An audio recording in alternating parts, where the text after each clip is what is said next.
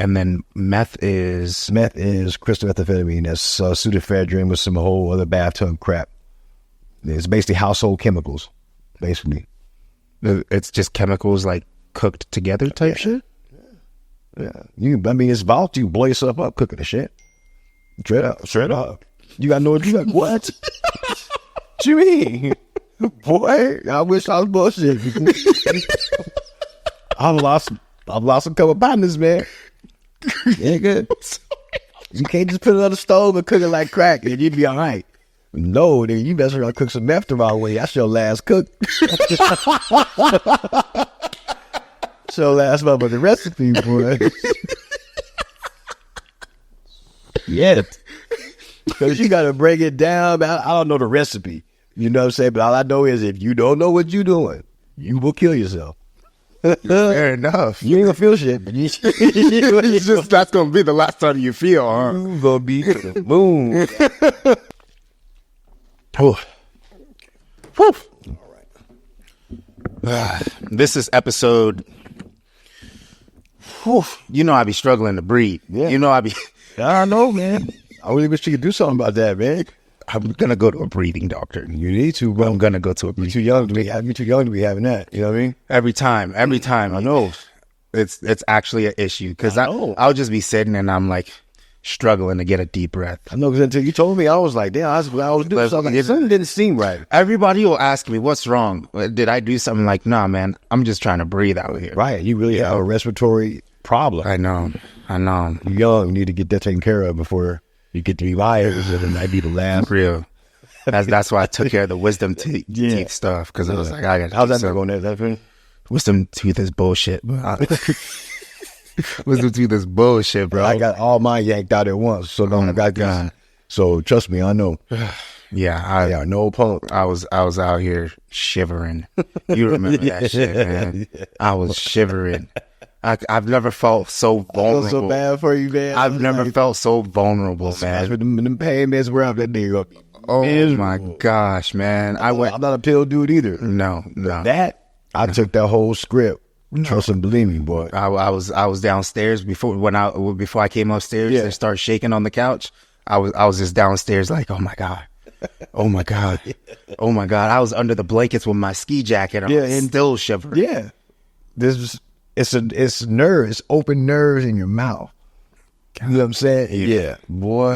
But now you got it over with. I don't know if I had told you I was like on the side of the road just puking blood when I went to go get the meds.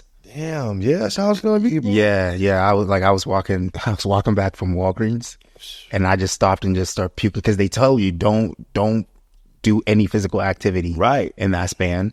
And here I am, like, because when Boo Boo dropped me off, we forgot to get the meds. Then you walking. I know, and it said I should have just asked for a ride, but I literally was like, because I can't drive anywhere. I'm like when I'm fucked up like that, and I'm on my way back, and like I stop on the side of the road because my mouth is just so filled with blood. Mm-hmm. I take out my gauze and I just start literally gobs of blood just on the side of the road. I brought a towel with me when I took mine after I got a med ride. Yeah. And then thank God those dudes were cool. I had a towel with me because I knew what was going to happen. I knew it. Whole ride back, bro, I could just feel every time I was just leaning back, I felt my mouth just fill up with blood. I spit it into the towel. Dudes looking at me through the thing. I'm like, man, I ain't going to get no blood on your damn. Yeah. But freaking hell, man. I was, like I said, that's the most vulnerable I felt emotionally. I'd go from I could kill somebody right now to oh my god, why do I feel this so sensitive? I'm literally in so much pain, like and then it's I don't want to say anything because I'm so irritable right now that I just need to just be in isolation until I can get my mood under control. That's what I did. I stayed around here. Damn, when Mike said nobody, I stayed in that bitch for 4 days. Oh my do not bother me. I'm cool. Yeah, leave me alone. Yeah, straight up. You know, like this is so out of pocket, but I don't know if I had told you because I was like, is this how it feels when women are on their period? Multiply that. That's literally when I was on the couch shaking. I'm sorry. No, you good. I'm sorry. Excuse me. When I was on the couch just shaking, and you just kept looking at me. Yeah, the whole time. I knew what time it was. That's why I left you alone. I'm like, this nigga's feeling it. Let me leave. I'm not even gonna mess with him, man. Because normally I joke with you and shit. I said, nah, this nigga not. Nah. I was on the couch just the whole time when like I was on my way back. I was like, is this really how like women feel when they're on their period? Just like, this is what the mood range goes from, like, yeah, just minus the intense nerve pain. But I mean, I imagine they go through pain too. But just imagine for 5-6 days straight. That's what I leaking. When I tell you, I gained so much respect because I was like, I'm not built for this. Yeah, I'm not built to handle all of this. Right. And I watched a bunch of videos on the wisdom tooth stuff, and I was like, oh yeah, I'm listen, it's all bullshit. Like, I'm telling you right now, this wisdom tooth shit ain't shit sweet out here. It was bullshit. I couldn't believe. That's why I got these in. I got them all yanked out. Wisdom teeth and first the top row and then the bottom row at one time. So it was 12 for the first time and then 8 at the bottom for the second time. Just take them. Yeah. They have you so doped up and so much good numbing, whatever it is. No one can't hear the shit they use. To where it hurts still, but not as much. But when that shit wears off, boy, you talking about, I was cussing everybody out. Mike, Floyd, everybody. Just leave me alone. Yeah. Leave me alone. Leave my old lady. I was like, man, babe, I'll tell you right now, I want to get my teeth pulled. Yeah. I'm not going to talk to you for a couple of days just because I don't want to be in that mood and say something to you that I know I'm going to regret. So your best bet would be leave me the fuck alone. Right. And she left me alone, which is a big lots of respect to her. Yeah, respect, bro. You know what I'm saying? Because she knows how I get. I'm a big old baby. Yeah. You know what I'm saying? Dude, I'll give that what you. We turn into babies and y'all know that shit. Yeah. You know what I'm saying? Yeah. Straight up. So you just got to man up and take it, man. I gained a whole different level of respect for ladies after that. Yeah. Because I was on a picnic with a bunch of people from here. Okay. And I was asking the girls, I was like, so y'all deal with this for like, what is it, probably like 50 years they deal with that? It just depends. Let's say get like a hysterectomy. We'll say average 35 years y'all deal with this. Average. I was going to say 35, probably more like 4. You figure the average woman has their period probably about like 9 or 10. Listen, this is real life shit. You know what I'm saying? But I literally couldn't believe it. I was like, fam, I'm only going to deal with this for 3-4 days worth of, for a week. Right.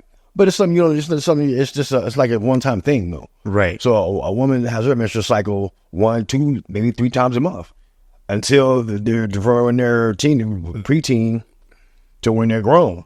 So imagine, like you say, so that's why I have a new family for my lady. Somebody get HR up in this bitch right now. Look, my wife, man, I know when she's about to have it. I know it's the weird cravings, and then she has this look about her. And then the emotions, the up and down, and I tread on thin ice, boy, because she's not to be fucked with. Yeah, whatever she wants, I'll give her whatever she wants, damn near all the time anyway. But when she's on that motherfucker, man, I watched a whole podcast. I give her 50 talking feet. about it. I give her 50 feet. Yeah, straight up. I watched the Diary of a CEO podcast. Okay, what was that about? Well, so there was a lady on there, and she basically broke it down as to like when it's a good time to talk to your girl, and when she's on that type of time, when she has a lot of energy, when her mood isn't so good, when she just has low energy because it's low estrogen levels. Right. She broke it down to a science. Right. And I sat through the whole thing because I was like, okay, I need to understand this stuff. Yeah. Like, I actually need to know this. Like, you do, though, because most dudes are so stupid. They just think it's all about them or about, it's not. You know what I'm saying? You got a key little moment with it, you know what I'm saying? But that's just what she's going through. And it even said, the lady was like saying that even sometimes ladies don't even understand their own cycle very well. And like they need to be able to talk to their spouses and partners about, hey, do you know your cycle, and like, have you noticed a pattern? Because it's usually a pattern. Yeah. And, when you're feeling energetic, or when, you're not feeling so good about your body, yourself. And, I highly, highly recommend this podcast episode. Okay. I do not remember the lady's name that's on there, but she talked about fasting too. What was it, a TED Talk, or was it just... No, it's just it's a podcast with I don't know the guy's name, but the podcast channel is called Diary of a CEO. Okay. And it's in his top 5 or top 6 popular videos. Okay. So just go on Diary of a CEO and look up fasting, and you'll find the lady, I'm sure. She's also, I think, a therapist. Okay. But she broke it down so well that I was like, damn, I need to understand this so that I know how to deal, Right. you know, with whoever I'm involved with. You know? There you go. Or just dealing with women in general, period. Right. Especially your significant other, you really need to know that. Right. You know what I'm saying? Take the time out to step aside yourself and ask. There's no such thing as a stupid question. Right. You know what I mean? So if you don't ask, how you going to know? How else you going to learn? Right. If you don't ask or seek out information, do your research. Yeah. You know what I'm saying? Yeah. And then with the guys, she was like, just give them every 15 minutes and ask again. I was like, yeah, damn, we that simple? What you mean? Bruh. God, bro. I was like, come on, bro. Let me tell you something. We that simple? Is Let me tell you 15 minutes later, ask them again, and it'll probably change their mind because they get so annoyed. I was like, we are not that simple. All right, let me introduce the damn episode. We just talked for who knows how long. All right, so ladies and gentlemen, welcome back to another episode of the Ojas podcast. So it's Ojas, okay, not Ojas. One of my friends FaceTimed me and was like, bro, I thought it was Ojas. It's Ojas. I didn't know what the hell it meant, bro. Yeah. I was like, I thought it was live. I was like, that's cool. You know what I'm saying? I mean, Yeah, no, it just means divine energy that flows within everybody. You know, you Learn can something. Yeah, you know what I'm saying. Yeah, there's your vitality. I looked it up at the essence of, you know, the essence of life, or the essence of energy within you. Okay. And the way I would describe Ojas, you can call it vibes. You know what I mean? It's the vibes that are within you, and Okay.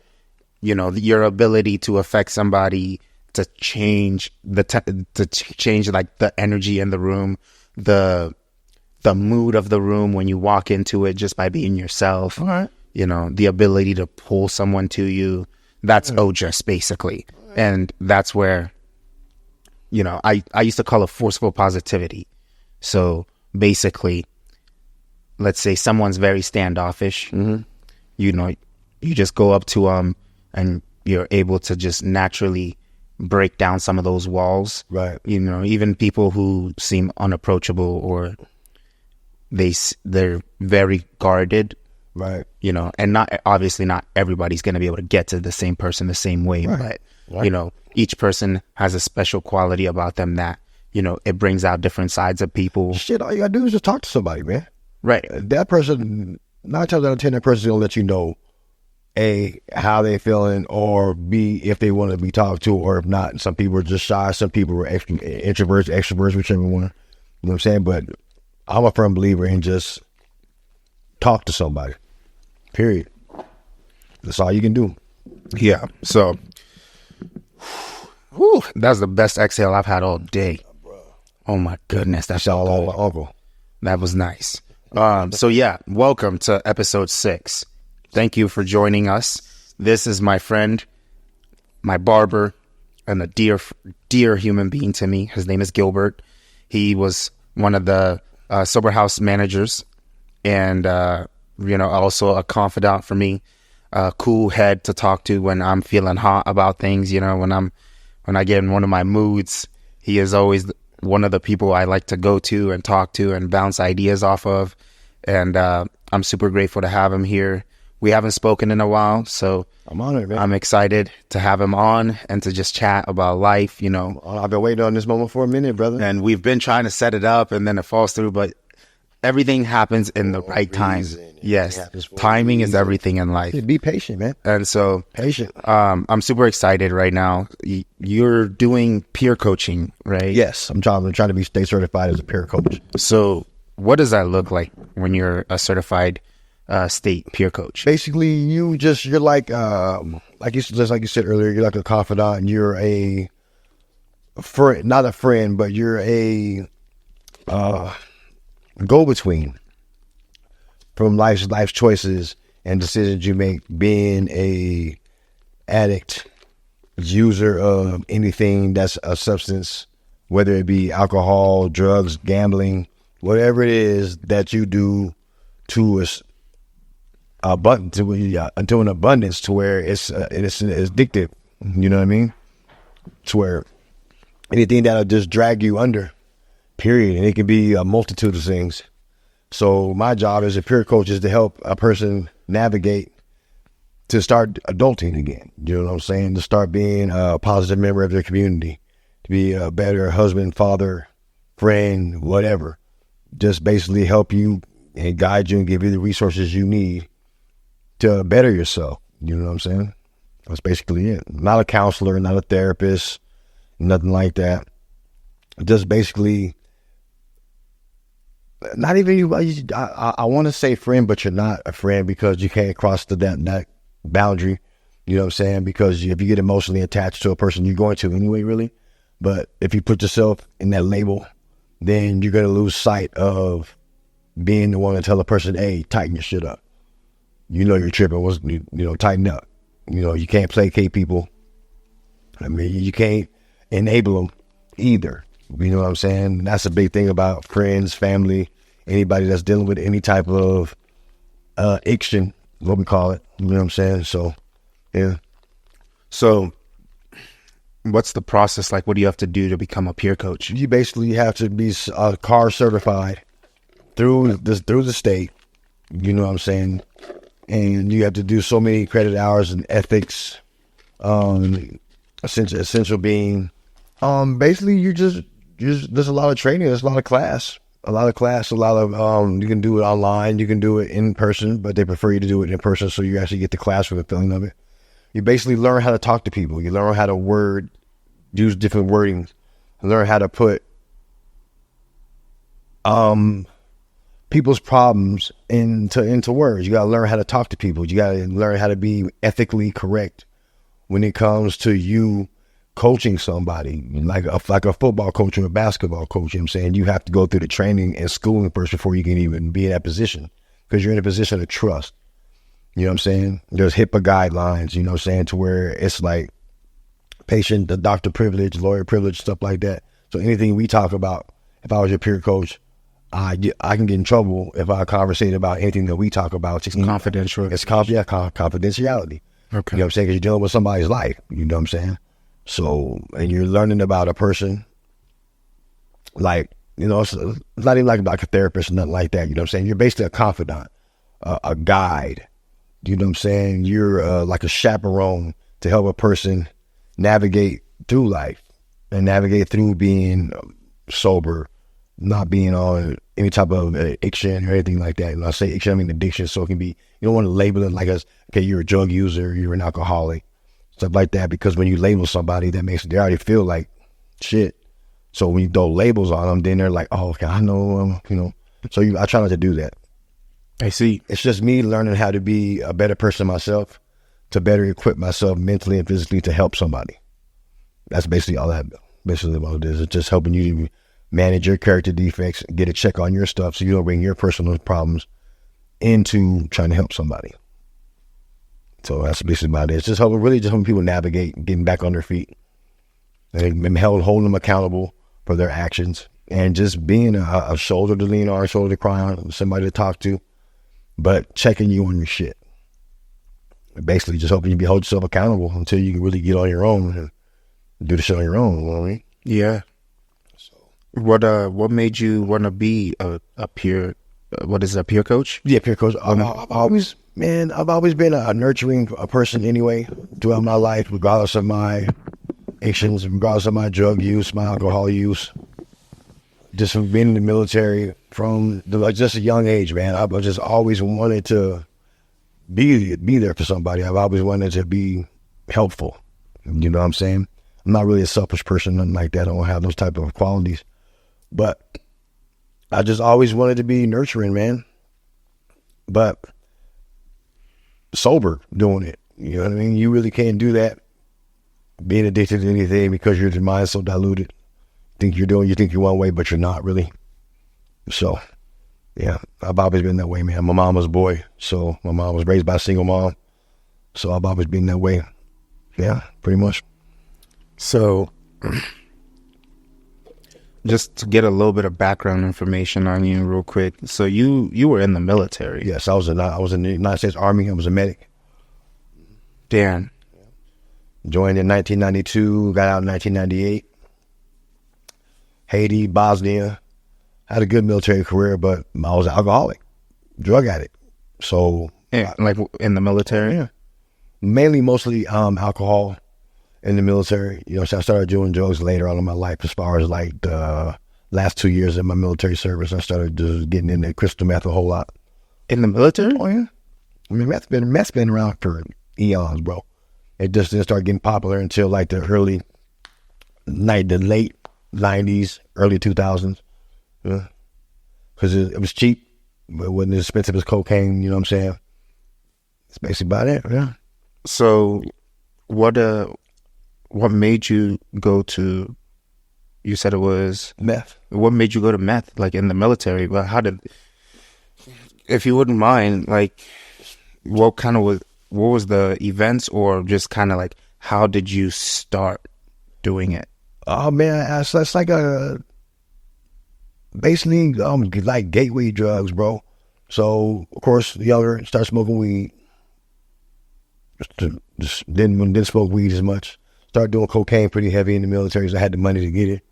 That's what everybody was doing. So you know what I'm saying, messing with loose females, shit like that, dealing with the stresses of the military. You know, combat war, and it'll do that to you. It'll do that to you. But how you go about dealing with it is your own personal choice. Instead of me going to therapy back then, I chose to just get high and forget about things. That was my out. You know what I mean? So that was just a choice, man. I chose to, instead of dealing with what I was going through in my life, stresses, childhood traumas from the military, traumas from teenage life, traumas of being a gang member, you know what I'm saying? Instead of just dealing with it like a responsible person would do, like you're supposed to, I chose to do drugs, man. And like when you started doing it, did you know that it was Oh yeah. like heavy shit, or was it just kind of like just nonchalant? I knew it was bad. Any drug I've ever done, I've sold, so I knew the effects of it and how it would affect me. But when you think you're tougher than nails and think you got everything together, you know your life's in shambles, you think you can handle the drug. That's what gets you. That's what turns you to an addict. You think you can handle it. And by you thinking you can handle it, you keep doing it and keep doing it. And then soon, every addict or alcoholic, you know you have a problem. You know you do. Period. You can see it before anybody else does. And so you just keep doing it because A, it makes you feel good, but you think it makes you feel good. It just keeps your mind off of what's really bothering you. But when you're sober up, shit's still there. So what do? You do more. You do more. The atmosphere, the fun that comes with it, the crowd that comes with it, the easygoingness, the looseness, the sex, the freeness of it, the sense of wanting to belong. And you think that you don't think like that, but you do subconsciously, because otherwise why would you do it? Everybody wants to say they have a handle on life and shit doesn't affect me, but it does. So you run and you hide in a bottle, drugs, whatever. You know what I mean? Because misery loves company, bro. You know what I'm saying? And now that I'm sober, I mean, I can count on a hand how many people I'm actually around. You know what I'm saying? That actually care about me and mean something to me. Now, I knew that a long time ago. I came from a good family, a single mom. I came from a good child. I'm smart. I was good at school, sports, as an athlete. I was well liked, you know what I'm saying? I had a good childhood, man. My mom worked her ass off to make sure me and my brother was good. Shit, straight up. I just chose when shit didn't go the way I wanted it to go. Instead of talking to somebody about it, I wasn't raised to be emotional. You know what I mean? That makes sense. what I'm saying? My mom raised us really good, man. She just raised us hard, bro. She's a single mom, man. Well, I mean, if there's no, I had uncles and shit like that, you know what I'm saying? That they were positive role models, you know what I'm saying? But, hey, man, they were drinkers too. Some of them were doing drugs, you know what I'm saying? And we were more friends than peers, you know what I mean? So I really never had any solid adult male figure in my life to really get on my ass and tell me, hey, you're fucking up, stop that. You know what I mean? So that's how that went. I mean, even in the military, man. I was good at my job in the military. I was a medic, so I was damn good at my job, bro. But authority, oh, man, I was always rebellious, bro. I don't know why. For some reason, I was just, maybe because I didn't have a dad. I don't know. But no man was telling me nothing. Period. You hear me? Military or not, you're not telling me shit. Straight up, man. No, that's real shit, you know. You do, we fighting. That's how I mean, I don't know nothing. Man, she put it, bro. I mean, as lame as it sounds, and as immature as it was, bro, it's helped make me the man that I am today. You know what I mean? It's real shit. But Gilbert's cool, but he's a dick too, though, because, I mean, anytime you say something to him that's not his way, he loves to flash on you. And I'm like, and then now that I'm sober, I'm like, damn, that was me. Shit, bro. Yeah. I pushed my kids away, man. I've never really, man, the lady in my life, the love of my life, my wife, you know what I'm saying? We've been together, we've known each other since high school. We've been off and on, but when I wasn't with her, because of my attitude and drinking and drugging and shit, I was fucking with all these loose ass women, dog. Well, I mean, when you don't have anybody telling you, reminding you that, hey, you might not want to be acting like that, you know what I mean? I wasn't abusive or nothing like that. I mean, I was verbally abusive. I'm not gonna lie to you, bro. I cause a bitch out in a minute. You know what I mean? Because that's just me. That's just how I've always been. It's weird. I've always been very respectful until I got drunk. And then a woman would tell me something, or one of my girlfriends would say something, and then we'd argue, not all the time. But I had so much pent up aggression in me and frustration for how I knew I was acting, how I knew I was carrying myself. Even though I'm going to work, doing everything I think I'm supposed to be doing, but not to my best abilities, bro. You know what I'm saying? Because I knew I had a fucking drug problem. I knew it. I knew I had a drinking problem. So I stopped drinking as much, started doing drugs more. Stopped doing drugs more, started drinking more. So I always had to have something to help deaden the pain. And when both of them were together, oh shit. Wow, I was not a cool person to be around, man. At all, my nigga. At all, man. Now that I look at me, I've only been sober coming up on 3 years. And I just turned 50. You feel me? And let me tell you, man, it's the most scariest fucking thing because now I'm having to deal with how I feel about stuff. Any and every little thing that goes on in my life, I'm dealing with it. I'm processing it. And that's all graces do for me. I can't speak for nobody else, but for me, it's been being baptized, getting the Lord back in my life. Do you know what I'm saying? Because I know that's my creator. That's the one, period. So I don't knock anybody else for what they believe in unless you're an atheist. Then something's wrong with you. You need some help. Chill. Just not. I gotta. I know atheism. You and I talked about this. Yep. See, that's atheism. Excuse. I get it. Excuse me. Sometimes we disagree on that one, but yeah. I get it. So excuse me for that. Sometimes I gotta watch. Sometimes I gotta watch my mouth. So I apologize for that. So I don't take that back, but I shouldn't have said that. That was wrong. So please forgive me because I can't be judgmental. That's totally illmatic. So I was totally wrong for that. See, I can accept it when I make a mistake and make amends for it. You know what I mean? Nobody's perfect. But yeah, sometimes I really got to watch myself. But yeah. See, that's cool, man. Nobody wouldn't have caught that. I mean, and see how well we talking, you know what I'm saying? And then if there's any type of disagreement or anything, when you're grown and you start to get more at peace with yourself, you can check yourself. You know what I mean?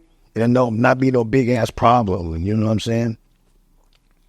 wow, it's like, especially now since I'm sober, man, I'm like, I see so much conflict and anger and evilness in people. You know what I'm saying? Sometimes I feel that way too sometimes, but I don't act on it. You know what I'm saying? I pray a lot more, and I just try to get closer to what I believe is my higher being, period. And it helps me.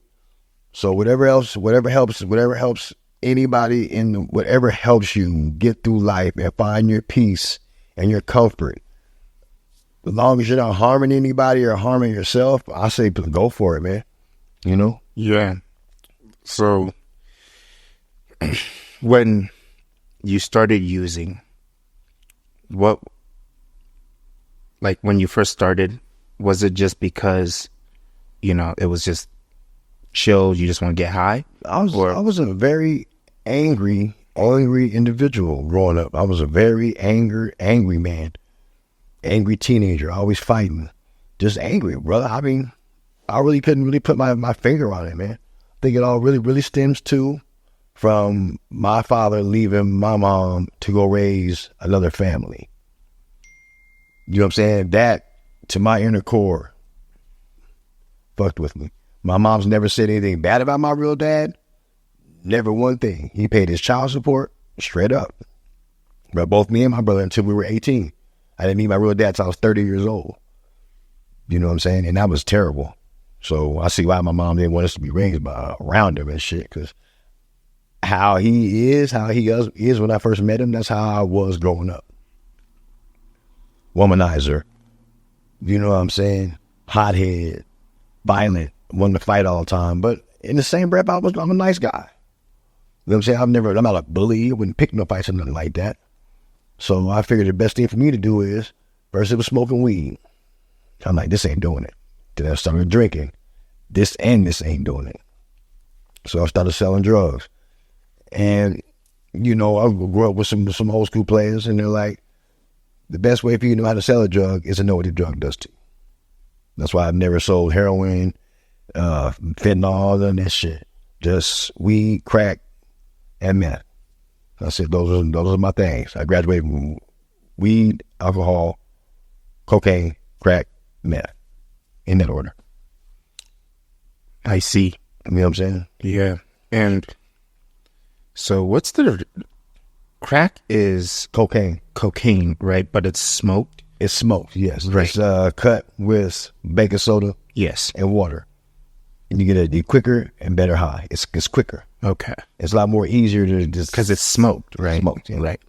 And then meth is crystal methamphetamine. That's pseudoephedrine with some whole other bathtub crap. It's basically household chemicals, basically. It's just chemicals like cooked together type shit? Yeah. It's volatile. You blow yourself up cooking the shit. Straight up. You got no... You got what? What you mean? Boy, I wish I was bullshit. I've lost a couple partners, man. Yeah, good. You can't just put it on the stove and cook it like crack and you'd be all right. No, then you better cook some meth the wrong way. That's your last cook. So last month, but the recipe, boy. Yeah. Because you got to break it down. I don't know the recipe. You know what I'm saying? But all I know is if you don't know what you're doing, you will kill yourself. Fair enough. You ain't gonna feel shit, but it's just that's gonna be the last time you feel, huh? You gonna be to the moon. Promise you. I had a partner in high school, man. This nigga blew himself up in his best parents' little back shed. It wasn't shit enough for that shit. Nothing. Gone. In high school. They shot that nigga. He shot himself across the street, damn near. So you got the backyard, back shed right here. Yeah. Back fence, alley. Yeah. Shot that nigga that way. God damn, bro. All this sizzled. He was a white boy, pale as driven snow, but he was barbecued straight up. He didn't feel shit. He died a couple days there in the hospital. Yeah. Fuck. Yeah. Yeah. Now, the pain he probably felt after he was in the hospital until he died was probably excruciating. It looked like it. You imagine a match? Can you imagine how when you burn a hot dog on the grill? Yeah. It pops. Oh, man. Imagine that. And he was high when he did it too, so hey, That's a choice you make. Yeah. He's one of the best cooks. Income, but that's what meth was pink. It was pink phosphorus. It was pink. I've never seen Meth. Right. Thank God. Yeah. Don't nah, for real. Don't ever. For real. See, this is why motherfuckers in the sober house give me mad shit, because they're like, bro, it's either alcohol or like hard shit. Yeah. And they're like, you in this bitch for some goddamn mushrooms and acid. That'll kill you too. You should talking about anything you're addicted to, man. You got cats that's been in these houses, addicted to porn, addicted to gambling. Any addiction, I call it addictions. Any addiction, brother, is bad. Anyone. Yeah. Anyone. Yeah. Anything where you wake up and that's the first thing you think about in the day. That's what you think about all day. It's what you go to work for. It's what you spend your money on. Come on, man. Please. Yeah. There's no difference. If you're addicted to something, you're addicted to it. Period. You need help. You can't do it by yourself. There's no way. Some people, well, I'll take that back. Some people do it. But are they mentally cool? Are they at peace with themselves? I don't know. You know what I'm saying? Yeah. So why is like alcohol so hard for people to quit? Because, you know, like alcohol kills so many people. Because it's a disease, man. You could pass that shit down to your kids, bro. Any type of thing that's inside your body that you ingest, whether it be smoke, shoot, drink, whatever, it becomes part of your DNA. Right. And you pass that on to your kids and to whatever. Your body depends on it. It's like smoking cigarettes or anything, like any addiction. And then you put it into your body to an excess, your body's going to get used to it. You know what I'm saying? Straight up. Because I asked when I was at the other house, I asked one of the guys, his name was Anton. Okay. I asked him, like, hey, you know, like, what is so hard about alcohol to quit? Right. Like, because, I mean, you know, I would drink, but I was like, 2020, like during COVID was probably the most I drank, but I was like, I'm just in the house with it. No, you know, was you drinking every day, not eating? Oh, no. Not being a functional human being in life. That's all you're doing all day is just handles. Yeah, sneaking, right, drinking, sneaking, not eating, drinking, not getting no sleep. Like, because it was hard for me to really understand, you know, why people have such a hard time quitting alcohol. You know, because when I asked him, he was like, bro, you know, Anton, he was like, I just couldn't put it down. I just didn't know how to like function without drinking, you know? Right. And you can die. More people do die from alcohol. Like, yeah, you know, a lot of people die from alcohol more than that's what it attacks your immune system. It attacks your whole organs on the inside, to where if your body is used to something, you know what I'm saying? That's like, I'm just like, just for instance, me smoking meth. I've been smoking meth like really tough every day. If not every day, you figure there's 7 days a week. So about 5 days a week out of every week for the past 20 years, I've been smoking meth. You know what I'm saying? That's why I lost all my teeth. You know what I'm saying? I'm just now getting the color back into my eyes. You know what I'm saying? I'm just now getting that's why my health is damn near deteriorating. So if I wouldn't have stopped when I did, I wouldn't be here talking to you. I wouldn't be here talking to you, bro. I was getting to where I was smoking damn near an ounce of meth a day, bro. Smoking in a day, that was nothing. I was nothing. Not eating good, you know what I'm saying? Not taking care of yourself. It's your body craves it, it gets used to it. Bro, thing that really saved my life was going to jail, bro. I had to sit there and detox in jail. Terrible. Straight up. Saved my life though. One of like the most scarring things that I've had to watch was when I was in Denver. My cellmate was coming off of fentanyl. Oh, that's the worst. No, but it was like, dude was fresh. I'm talking coming down in the cell. And the sleeplessness, because I don't even want to try and replicate the screams Like somebody was killing him. Bro, it was for a week. It was for a week. And I felt so bad. And I'm just in this bitch, you know, for my reason. And he would scream so loud you would think somebody was like stabbing him. And he would go, I need a nurse. I need a fucking nurse. Oh my God. And like so freaking loud every night, screaming and screaming and shivering and screaming and shivering. And then it goes away for a little bit. And then it's, I need a nurse. I need a nurse. Because they give him medication. Yeah. And then like when the medication wears off, it's right back at it. Yeah. And I just remember thinking to myself, like, oh my fucking God, I can't sleep. And what am I gonna do at his situation? Like he would have probably preferred to be offed in that moment than to like have to keep, because I don't know what that shit feels like at all. I don't know what he was going through. Thank God. You know? I mean, coming down off of meth is not like that, but it is for some people. Each person is different. I don't know, man. I've seen people, shit. I mean, I've never seen nobody hit no meth and just die. I've seen many cats hit that damn fucking fentanyl and boop, it's a wrap, gone, boop, dead. It happened to the bus station downtown. Yeah. One of the officers that just like patrols went in the bathroom, just smelled it, passed out. Yeah. Touch it. They shut the whole place down. Yeah. And you still can't go in there, bitch, use the bathroom to this day. That you have to show them a proof of ticket.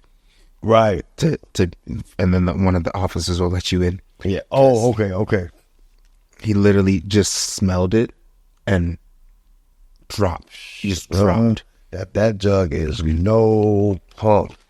That drug is no punk, man. But it was a medication given for pain, but it's the way these people are taking it. It's not manufactured to be smoked like that, because it's a direct inhale to your lung and direct to your system, to your brain, yeah, straight to you.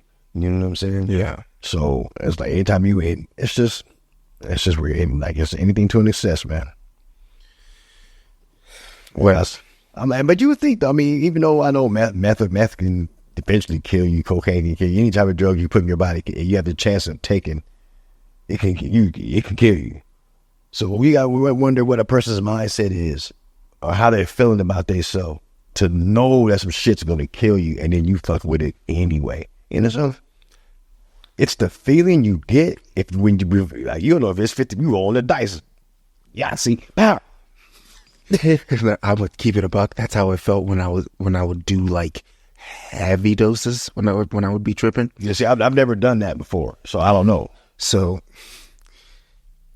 oh my gosh, how does that make you feel? I've been wondering. Well, yeah. So when I had a trip, I blacked out.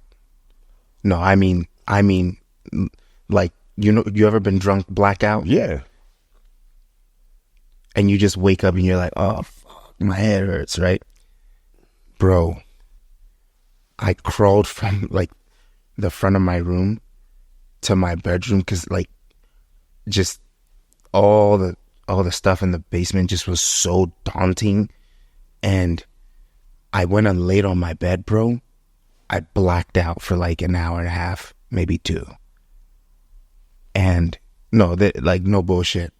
And I remember when I snapped out of it, because I'm just laying on my bed, just like shirtless, just in sweatpants, just laying on the bed. And I just opened my eyes, and my first thought was, am I still alive? You know, I was like, am I still alive? Like, what the hell?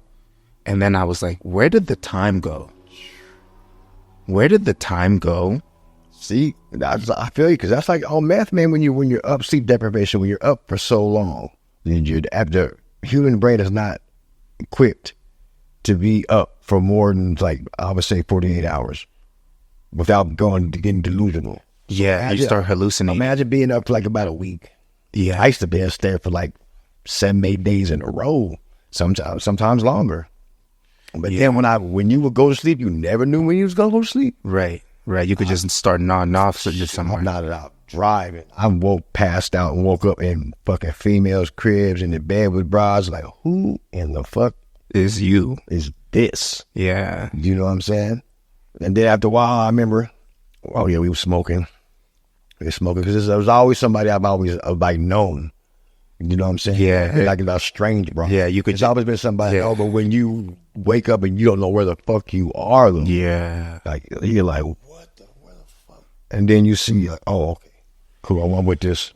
No, because when I got up, you know, like we talk about, like, you know, you remember the pain a lot more than the pleasure. You know, but it's the want to experience more pleasure. There's a reason people remember, like, so much trauma is stored in the body versus like all the pleasures just kind of fade, and then you have to seek more pleasure. But traumas are imprinted in your brain, in your body, right? So then you seek more pleasure, and that for me was why I would just keep tripping. Was it started off when I was just like, well, I'd never really talked about like psilocybin or like hallucinogenics before I did them. Like, I'd never really spoken about them, but I had a fascination with them, and I never researched it. You know, I just always knew. I was like, I know I'm gonna do mushrooms for sure. That was just one thing that I just always knew. I was like, I'm definitely gonna do mushrooms. So what made you want to do it? What made me want to do it? Yeah. Because I knew that, like, it was a healing. It was a healing property. So I don't know which language it is. I don't know. Don't quote me on this. It may be Mayan language, maybe.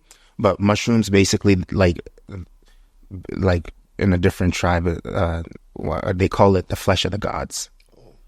I know it. Yeah. So I thought it was maybe like Indian, like peyote. Yeah. Mushrooms is peyote. Okay. Yeah. So I don't know if it's peyote. I don't. No. Peyote. Yeah. No. I don't think it's peyote. Okay. Peyote is something else. Like ayahuasca is a plant. Oh, okay. Yeah, ayahuasca is a plant. LSD is like basically just chemicals put on a piece of paper or drops that you put in your eye. Right. Mushrooms is just like fungus. Okay.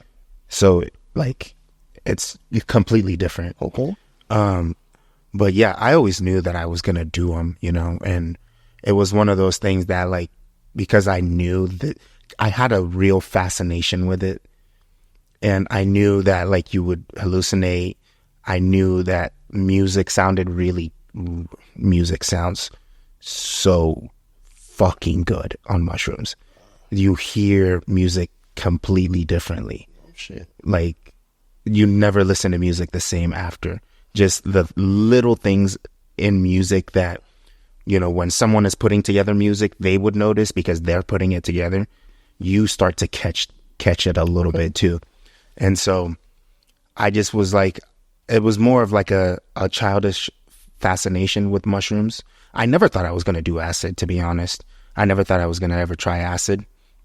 So I would just, you know, my first trip went really good. Second trip was okay, you know. And then like third trip was when I started, like, that. I think my third or fourth was when I blacked out. And then I went, I'm never going to do this again. Right. Did I do it again? Of course.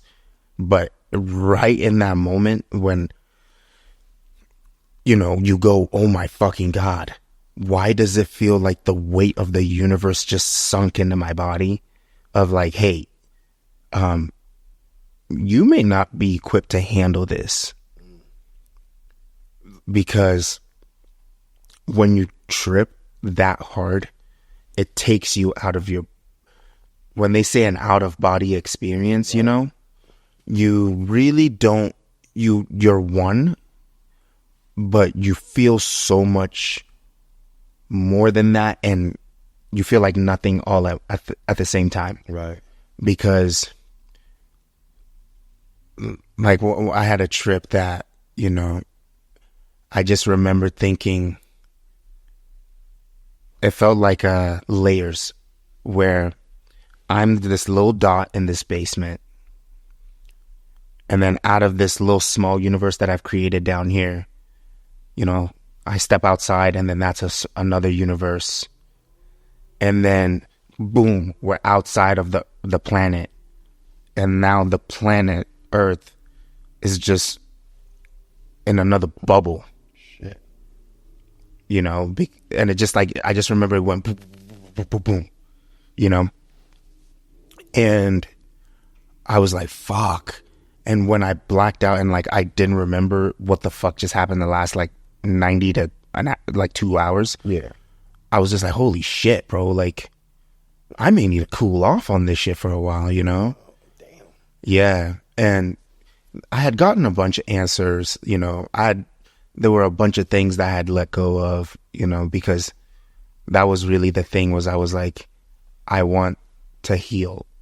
That's why I did mushrooms. Okay. You know, because I'm so much more emotional now than I ever was at any point in my life. Yeah.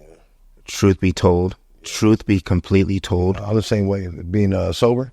Yeah. Yeah, and you know, I wouldn't, like, for me. Well, I'm just saying, for me, yeah, being sober, because I have to deal with anything and everything I'm dealing with, good or bad. Yeah. I have to emotionally process it. Yeah. With nothing. Yeah. You know what I'm saying? Yeah. Besides coffee. Right. And the cigarette. Yeah. And I'm really curbing my smoking as much as I'm vaping now, but it's still the same thing. But right. Do you know what I'm saying? But without anything to numb or get my mind away from how I'm truly feeling. Oh.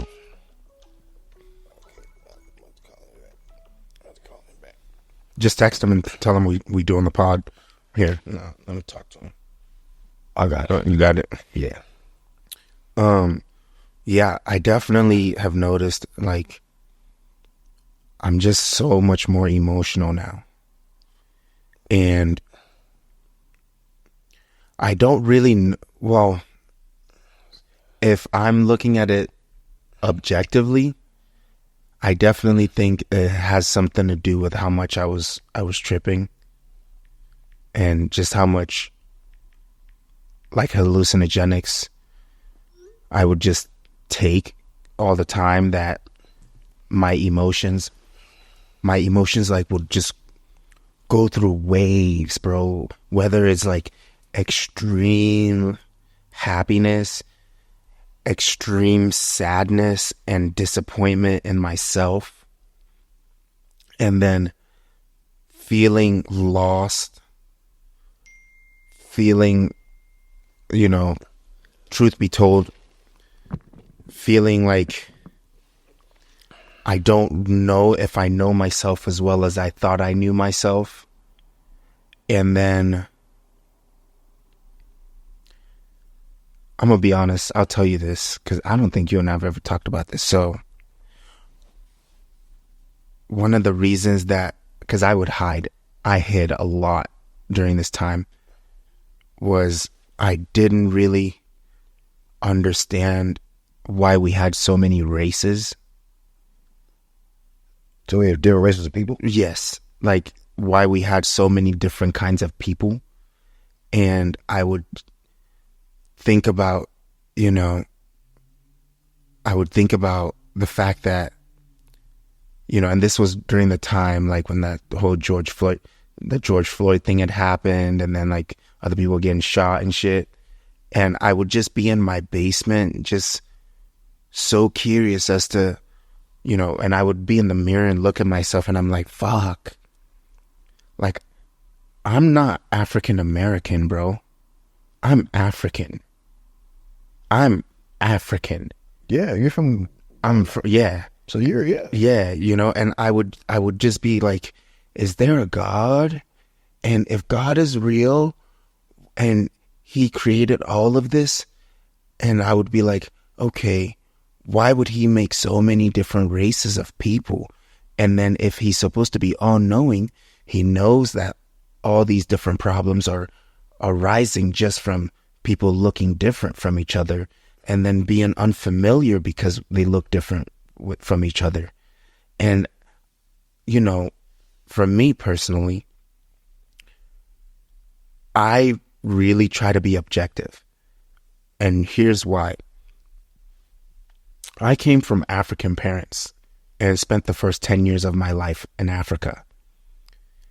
And then I've had 3 sets of parents in my life, you know? And then I was raised in America by, you know, white people, right?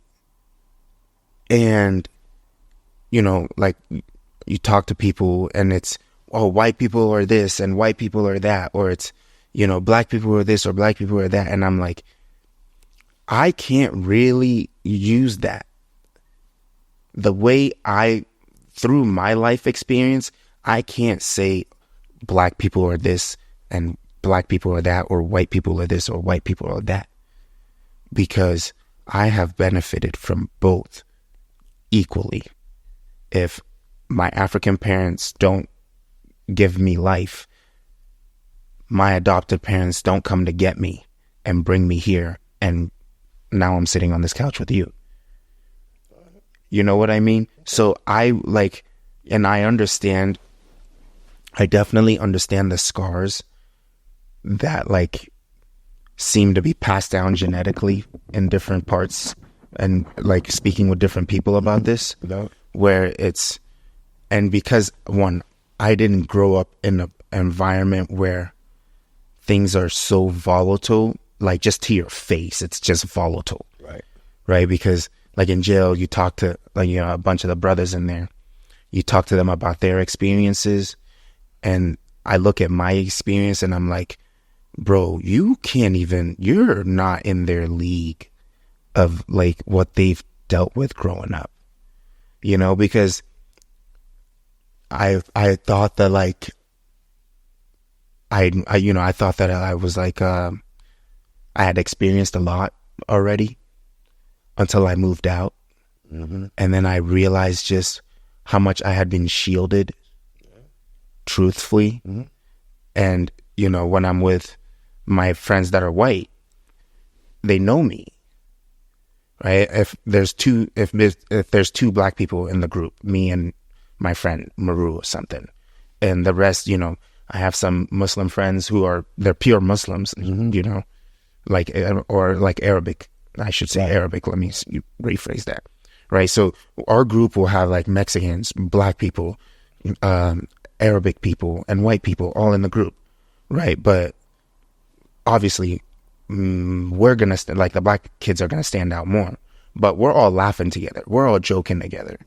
Right. So that automatically, people put their guard down a little bit because they see familiarity with lighter people. So they're like, oh, okay, they're cool black people. Right. So like we're okay. Like we see the group that they're with and they're all laughing together. Right. And then if I'm by myself, it's a completely different experience. If you're the only brother. Yes. Okay. If it's just me solo dolo, if it's me and a girl or some shit, if it's just me and another dude, like, and the homies were just me and Boo Boo just like out and about. Right. They're all different experiences looked at differently, and you can see it on people's faces. Oh yeah. You know, and I remember I just had this moment like after one of my trips, and I think I'd lost a lot of confidence in believing in good intentions of people. Because I think it was a lack of confidence in myself. So I started questioning everyone else around me. Because I had lost confidence in believing in like good intentions of people. and it was a lot of just internal, you know. Is there a bathroom? Yeah. You want to pause? Yeah, please. All right. Yeah, let's go ahead. I'll use the bathroom real quick. But yeah, I think I just I'd lost confidence in myself so much that I would just, you know, if I'm out and about by myself, I just question, well, fuck, are they judging me over there? But they don't know me.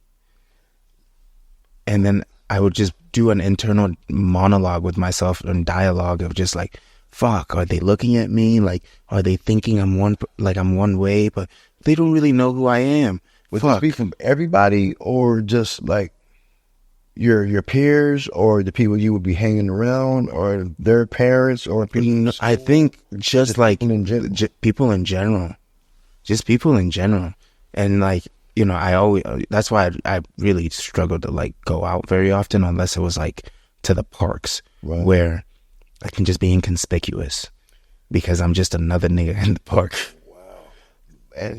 But me growing up, as far as from Louisiana, so being from the South, and then coming to Colorado Springs to grow up, brother, I've seen prejudice. You know what I'm saying, from black people. I've seen prejudice from white people. I've seen prejudice from Mexican people. I've seen prejudice from homosexuals, heterosexuals. I think I've seen it all, and then plus being overseas and being in different countries, I've seen I've seen more love and curiosity from people than prejudice. Now, the prejudice I have seen has been blatant in my face prejudice. Yeah. Where you should know, damn it, that. Like, you know, yeah. Not even so much as being called a nigger or nothing like that. I've been called that damn near all my life, so. But it doesn't, you know, it's just a word. That's how we're raised. But just the blatant judgment of people. Yeah.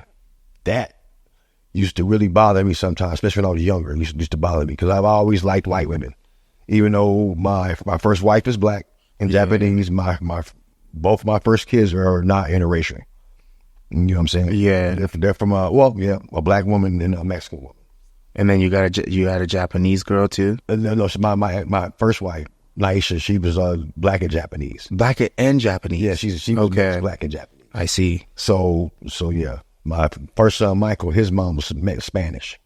I see. You know what I'm saying? And then my last two kids' moms were white. Okay. You just been around the world with these women, huh? Bro, I love women.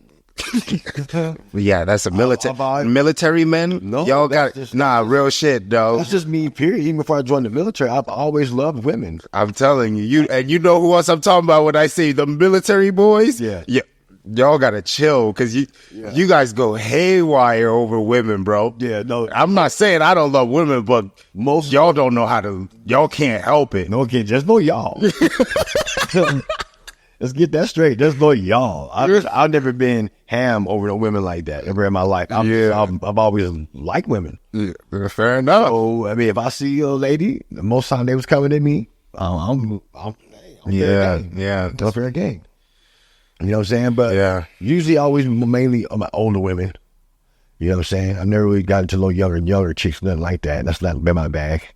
No, because a younger girl couldn't never teach me nothing. So why even fucking with it? You know what I mean? So that's my mom wasn't having none of that shit. We grew up right. Yeah, you don't fuck with no younger women, none of that type of shit. Stay in your lane. If they're not your age or older, don't fuck with them.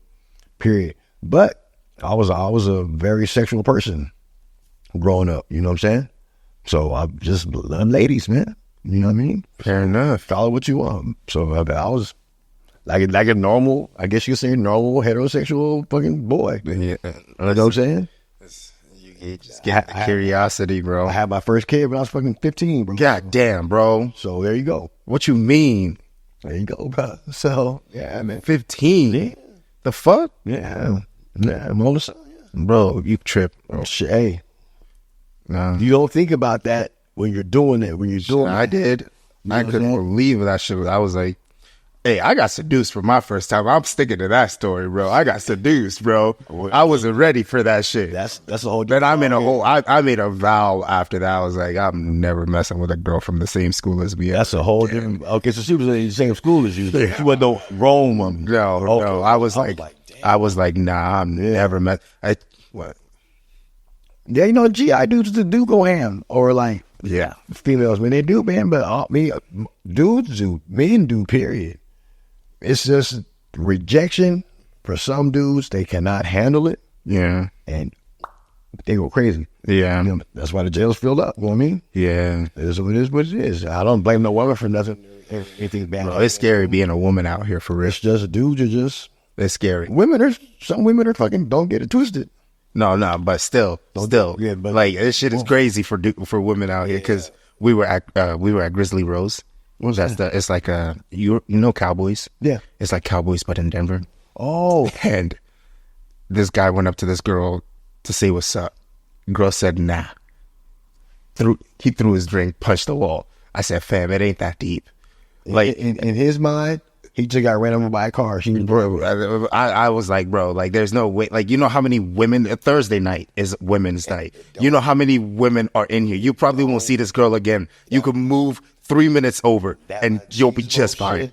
I couldn't believe that shit. I was like, oh my God. Poor thing. Oh God. I was like, I can't be. I was like, yo, this man. Kind of makes you wonder what his life was like growing up. You know what I mean? Yeah. And then some dudes figure they got a sense of entitlement, and then they just don't know how to say no.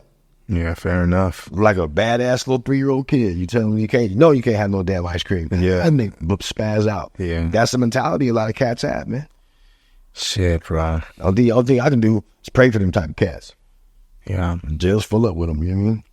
So some people just, your rejection, the fear of it, the actual, somebody telling you no, and it's just something simple as, I don't even want, nah, I'm cool. I have a boyfriend. I just, know I'm not interested in you. Yeah. Niggas go haywire, bro. Yeah. I mean, short up. And some dudes just, I don't know where, man. I don't know if you can blame their parents, you can blame how they raised. I don't know. No, but it's all an individual choice. You got to talk to enough of them to where, like, it's just the beauty doesn't scare you anymore. You know what I mean? If somebody tells you no, go somewhere. There's plenty of fish in the sea, right? Yeah, but sometimes, hey, listen, there's plenty of fishes in the sea, but sometimes you just want one. You know what I'm saying? Or at least the one that you got your eyes fixated on. You don't know how else to, like. That's stalkerism. Yeah. You know I know. It should be crazy. Stalkerism, bro. You just got a woman, a good woman, or period, is going to choose you. I don't give a damn how much game you think you have, whatever, how much money you have, whatever. When they're into you, they make it easy. They make life easy. I'm telling. If you're into, I could tell this. We've talked about this. They'll push mad stuff to the side to make time. You know what? It's the no. Let me see. No, I can't do this. No, I can't do that. No, I can't do this. Then that's when you go. All right, and back off. This ain't worth the time. But like, if you're comfortable in your own skin and you know about yourself as a person individually, you should be able to pick up on those. Every man thinks a woman's interested in them. You know what I'm saying? Until you know that she's not. You got to be realistic about shit. Every woman out wants you. And you can't. That's the thing. You as a guy can't want every woman. No, you can't. Because then it's like, fam, you're not really gonna pay attention to the one that you actually want if you want all of them. You know, you ain't gonna know until she really spends the time. If a woman spends 5 minutes and talks to you, you might have a chance. Might. You might. Yeah. You got to shut your mouth sometimes and listen. Pay attention to what she's telling you. Body language, speech, how she acts towards you, how she looks. If she wants to be close to you. You know what I mean? You can go buy all these self-help books and go ahead and knock yourself out. Get in tune with yourself first. Yeah. Get in tune with what you got going on with you. Get over yourself. Get out your own damn way, really. Right. You know what I'm saying? Straight up. I've been in love with my wife since I met her. But I ran from her because I did not, A, know what commitment was, B, know how to even handle it. You know what I'm saying? I thought I was in love a gang of times, but there were some women growing up that were in love with me, but I was so dumb, I couldn't fucking recognize it or see it. So what do? I act a fool to make a woman want to leave me. You know what I'm saying? Straight up, bro. Damn it, bro. I know. Because the thing is, if you don't want to fuck it up, like you don't want to end shit, you start doing dumb shit to see if she'll end it so that you can be like, oof, I didn't know how to end it. So I'm glad you made the move so that you can You didn't want it to begin with. You just wanted some draws. Not even that sometimes, bro. Sometimes it's just Keep it 100, man. Keep it 100, man. There's so many women are beautiful all across the whole spectrum. Yes, bro. Period. And if a woman even sniffs your way, even bumps into you, you're like, oh shit, all right. But then there's some women think about sex more than the dude thinks about it. Oh, I could tell you that from women personally. Women aren't as primal, but they're not as primal with it. We're alpha. We're fucking doomed. Well, but they can't be. I've been around the world a couple times, man. I've seen some shit. Some women are. You thought, man, look, it's just. I'll attest it to from being in America and to being overseas and being in different countries. More women are a lot more comfortable in their own skin because they're just regular women. They just work. They got family value. All women have family values, but it's just.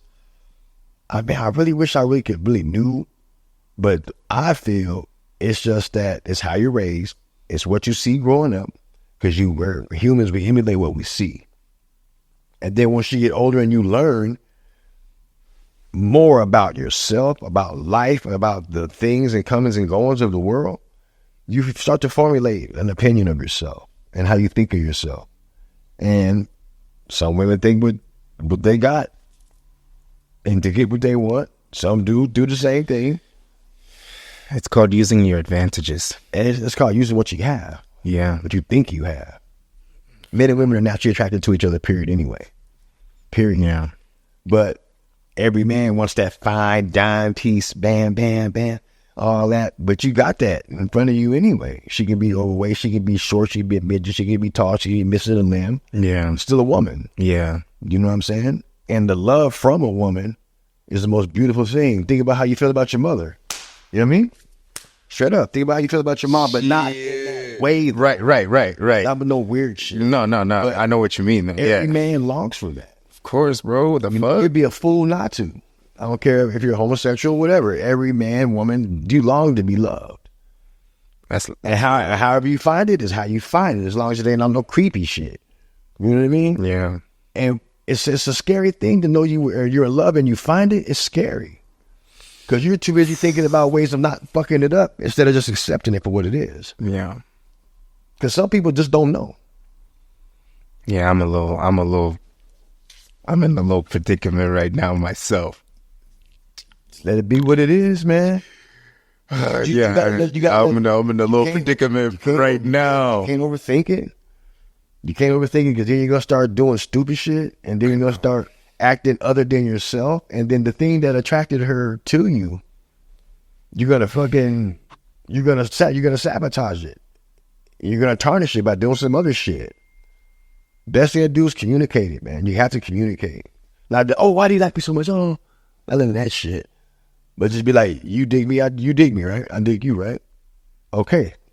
Let's just take it. And just, we'll make it do it. It'll turn into whatever it's going to turn into. But if you see me or you feel me doing something that irritates you, bothers you, or disrespects you, you have to let me know. I can't read your mind. And just vice versa. Some things intuitively you'll know it, but a lot of things you won't if you don't ask, if you're not curious enough, or adventurous, curious enough to wonder, hey, well, why do you like this? What do you like to do? Why don't you like that? You know what I'm saying? And I don't want to hear about no exes, none of that shit, 'cause that's a whole different animal. That's a different person. It didn't work out with that fucker because it just didn't work out. Women got their quirks too. You know what I'm saying? But if you don't know where you stand with a person, it'll never work. And you have to use the power of discernment, man. You know what I mean? A lot of women are out here sack chasing, want the bag. You know what I mean? Period. So you got to be open and not naive enough to know, to see. Don't be an asshole about it. You're like, hey, I'm feeling this type of way. You know what I'm saying? Is this what's going on? And then if it's not, let it go. Even if a person lies to you, you got to let it go. Straight up. But then their actions will prove to you how. My wife Sonia has stuck by my side. We've came back together too many times for us not to be together. Now that I'm grown enough and more mature enough to understand that this woman loves me for me. But what she saw in me 20-something years ago, you see what I'm saying? For her to still be wanting to be with me, to someone to cohabitate and breathe the same air as me, that's what it is. And if it's not, then it won't be. Then you go your way, I'll go mine. But I refuse to let that happen because that's the one I want to be with. Period. That's what I want to grow with. That's what I want to mature with. That's what I want to share things with. That's what I want to build this next season of my life with. And she feels the same because we communicated that as such. Do you know what I'm saying? I'm a proud stepfather. And I'm going to try to live up to that ability, if not more, to help this little baby grow and blossom. You know what I mean? That's all I can do. Keep my faith, stay in my faith, and work every day to be a better person. Period, bro. Period. And let her be her, and her let me be me. That way we can both blossom together. You know what I'm saying? I got to give her room to breathe, same way she got to give me room to breathe. That's it. You have to accept people for who they are, man. And who they can be is this vast potential. Well, I'm not a mind reader. I can't see the future. I can't tell that. But if you love a person and you want to be with a person enough and they bring out good qualities in you, not bad, we deal with enough shit in life to bring bad out of a person. You know what I mean? And if it's messing with your peace, your harmony, how you feel, your duality between good and evil in yourself, if that person is fucking with that balance, you got to get him out your life, man. You have to. Got to be an asshole about it. You're not going where I want to be right now. So you stay over there and do you while I stay over here and do me. Now, maybe if we get back together, maybe a year or two, a couple years, maybe we'll see. Is that way you split amicably? You know what I mean? Personal funk. And then it's going to hurt, yeah. But it better be hurting for just a little bit. Then the beach, the whole, can you imagine being with somebody for like 20, 30 years and you're fucking miserable? Can you imagine that? Can you imagine that though? Isn't that terrible? That's like being a drug addict. You know what I'm saying? Shit, I've done 20 some odd years of killing myself with that shit. I'll be damned if I do it with another human being. You know what I mean? All you gut, listen to your gut instinct sometimes. We're not always right, but 9 times out of 10, they're probably right. The more you're in tune with yourself, and this is a scary thing, examining your character defects and what makes you as a human being. It's scary shit. So shit ain't right, that you need to work on it. Shit. Straight up. And you're a beautiful soul. You have to know this, Josh. You have to know that you're a beautiful person. And that needs to be shared with the world. And if need be from the woman, that'd be even more better. Deserving. You feel me? I'm going to have to tell you off cam. I'm going to have to talk to you about it off cam. Deserving. Goddamn. So you can't hold yourself off in the world like that. You know what I mean? Yeah. So. Yeah. Yeah. Because I do really bad at like really, really opening up, and you know, I'll keep it, you know, kind of like be transparent, but don't be. Yeah. Be that glass half full. Yeah. The glass half empty guy. Yeah. But that makes sense. Yeah. I feel like you gotta let a person know a little bit more. You gotta let a person know something about you. Yeah. To where they can see, damn, is this worth pursuing? Be a little bit of mystery. Yeah. You just can't wear your heart on your sleeve and shit because then you can trample over. No, that's facts. But you know, life's too short, man. Yeah, I'm pussy when it comes to sharing my actual feelings. Good for you. I'm so pussy. And it's like, all right, bro, at some point you're going to have to tell the girl. You're going to have to say something, bro. She can't wait forever for you to just sit here. Like, you're going to have to say something, dog. Do you feel that this individual is, you never know till you say something, bro. Yeah. The thing is, I don't like when, well, what I'm trying to do is not apply pressure in terms of coming on too strong. Even if I'm feeling intense amount of like feelings, I'll probably just like step away. Right. Because if I really spill my guts or if I really have to share, this is what I'm thinking, it may feel like it's coming on too strong. Here, let me ask you this. How long have you known this individual? Fuck. I don't know if she's going to watch this, bro. I don't know. So I don't want to get myself in trouble. Start giving out anything that's going to like. I'll just ask you a question. You need to say we've known each other since high school. Since high school. But it was she had a man and I was off, whatever. But have you been talking though? Have you guys been communicating? Yeah, like, cause it was like a couple years ago, like said what's up. It's just been kind of like a orbiting in each other's vicinity, but not really, from my perspective, not really like ever saying anything, because you know she was in a relationship, then you know I'm off, whatever, like not really on her radar, or she's not on my radar. And then I'm gonna leave. I'm leaving Colorado, right? So that's another thing, is I'm leaving Colorado. So I'm like, fam, like as much as I would love to spend as much time getting to know you as possible before I leave, I'm not staying here for any girl. I'm not. That is the one thing there's no effing way I'm staying in this state for anything. I'm gonna fucking leave. Okay, well then don't do that then to it.